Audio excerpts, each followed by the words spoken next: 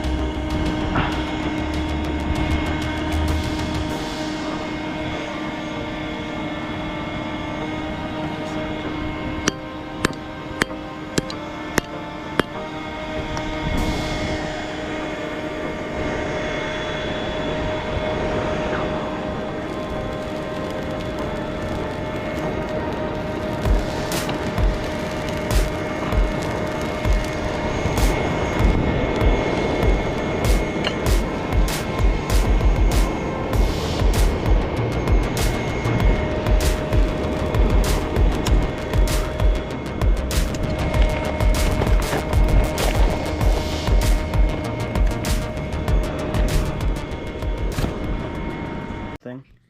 We got this really bad dagger. It's like not centered at all.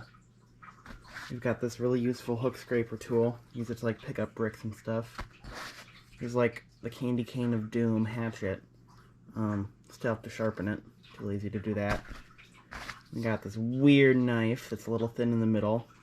Accidentally melted it while I was forging it. That was scary. Started sparking like a sparkler. And this other little knife, I don't know what I could use it for. I haven't really sharpened any of these.